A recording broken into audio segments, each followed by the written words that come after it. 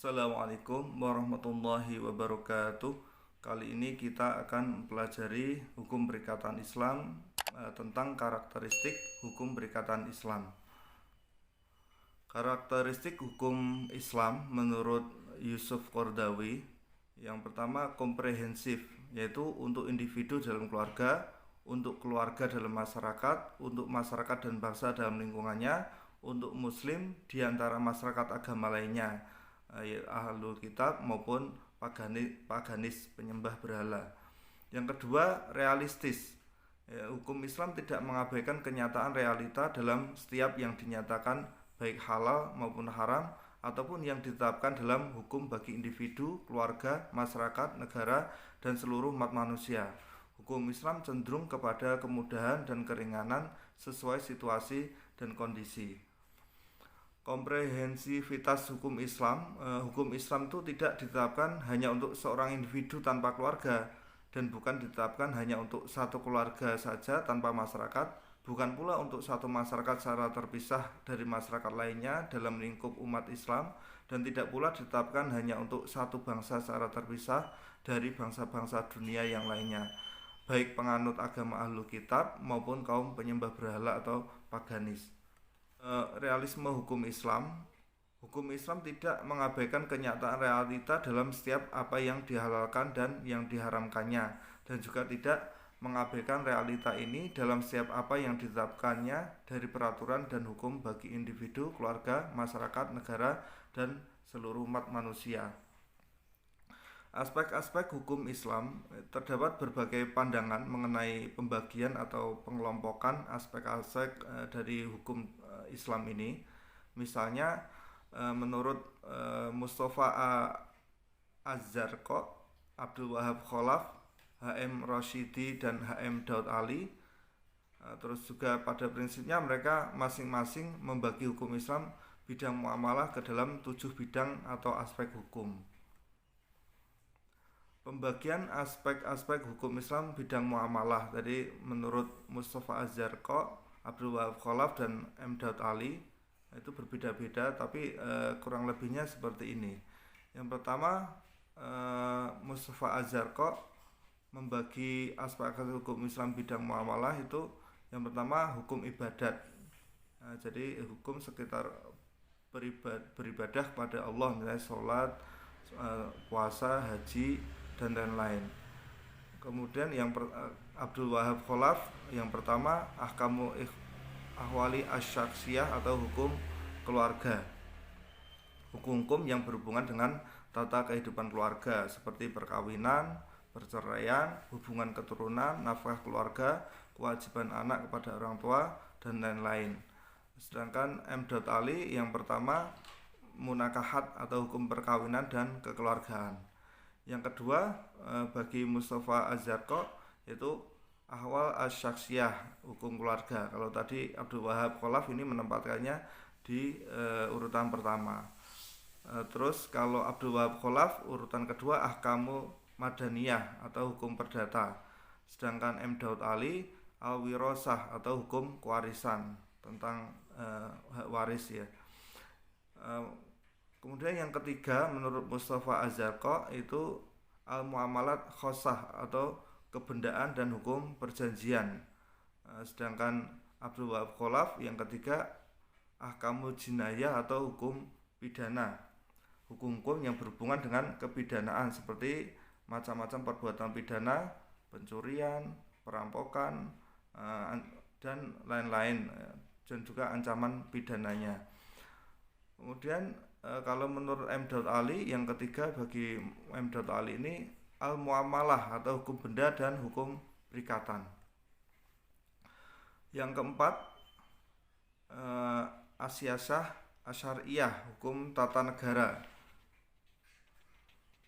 Itu menurut ini ya Mustafa Az-Zarqa itu yang keempat dia asiyasah asyariyah, hukum tata negara.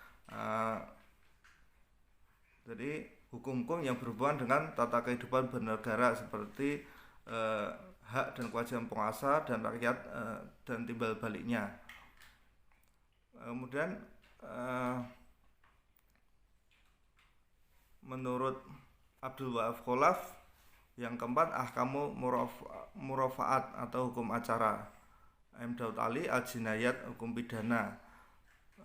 Yang kelima, menurut Mustafa Azharko, al-jinayat, hukum pidana. Keenam, asyar, hukum antar negara. Dan yang ketujuh, al-adab atau hukum sopan santun. Itu perbedaannya bisa kalian lihat di sini ya. Yang berikutnya asas-asas hukum perikatan Islam.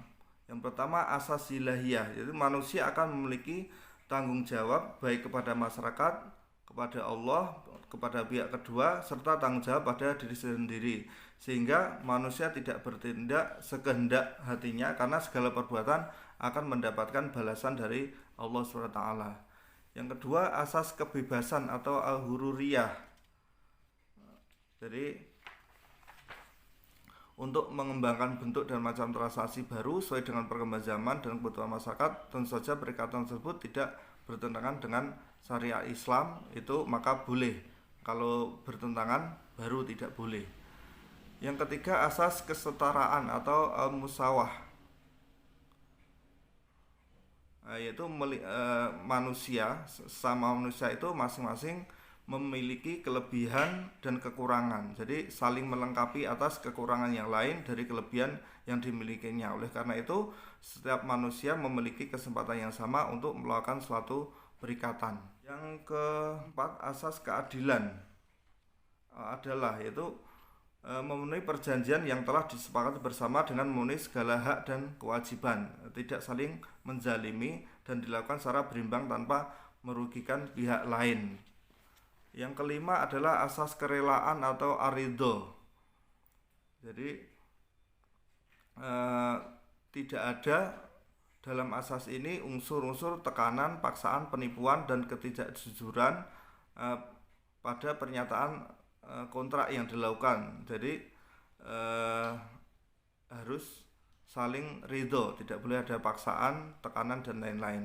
Yang keenam, asas kejujuran, asidik, yaitu tidak ada kebohongan dan penipuan yang akan mencederai legalitas akad. Jadi harus jujur.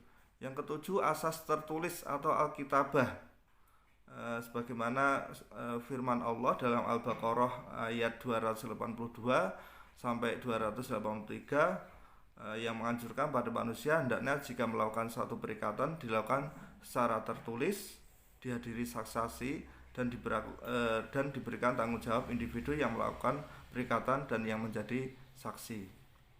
Yang berikutnya adalah sumber-sumber hukum perikatan Islam. Yang pertama adalah Al-Quran. Al-Quran ini menjadi sumber hukum yang utama dalam perikatan Islam, tapi masih mengatur kaidah-kaidah umumnya saja. Di antaranya terdapat pada surat Al-Baqarah ayat 188, surat An-Nisa ayat 29, dan Al-Maidah ayat 1-2, terus Al-Jumu'ah ayat 9. Sumber hukum perikatan yang kedua adalah Al-Hadis. Ini dalam hadis ketentuan mengenai muamalat itu memang lebih terperinci daripada di dalam Al-Quran, akan tapi masih banyak hal-hal yang kurang mendetail. Dan tetap berada di jalur kaidah-kaidah umum, jadi masih umum. Di antaranya hadis Bukhari Muslim, siapa saja yang melakukan jual beli salam maka lakukanlah dalam ukuran takaran tertentu, timbangan tertentu, dan waktu tertentu. Terus hadis riwayat Abu Daud dan Hakim, Allah SWT telah berfirman, aku adalah ketiga dari dua orang yang bersikap salam seorang di antara tidak berkhianat, selama seorang di antara tidak berkhianat terhadap temannya. Apabila salah seorang di antara berkhianat, maka aku keluar dari perserikatan keduanya. Kemudian hadis dari Abu Ya'la, Ibnu Majah, Tabrani, dan Tirmidzi, berikanlah upah atau jasa kepada orang-orang yang kamu pekerjakan sebelum kering keringatnya. Di antaranya itu. Kemudian sumber hukum yang ketiga adalah ijtihad. Ini penggunaan akal untuk beristihad telah dibenarkan oleh Nabi. Kedudukan ijtihad dalam bidang muamalat memiliki peran yang sangat penting. Hal ini disebabkan karena ketentuan yang ada dalam Al-Quran dan hadis masih bersifat umum, sedangkan pelaksanaan kegiatan muamalat itu masyarakat, dalam kegiatan muamalat masyarakat terus akan berkembang seiring berjalannya waktu, jadi dibutuhkan istihad. Nah, kalau di Indonesia ini telah dibentuk Dewan Syariah Nasional atau DSN yang merupakan bagian dari Majelis Ulama Indonesia yang bertugas menangani masalah-masalah yang berhubungan dengan aktivitas lembaga keuangan syariah. Mungkin itu saja yang dapat saya sampaikan. Terima kasih telah menyimak video saya. Jangan lupa like dan subscribe agar saya lebih bersemangat lagi dalam membuat materi dan video. Kurang lebihnya mohon maaf. Wassalamualaikum warahmatullahi wabarakatuh.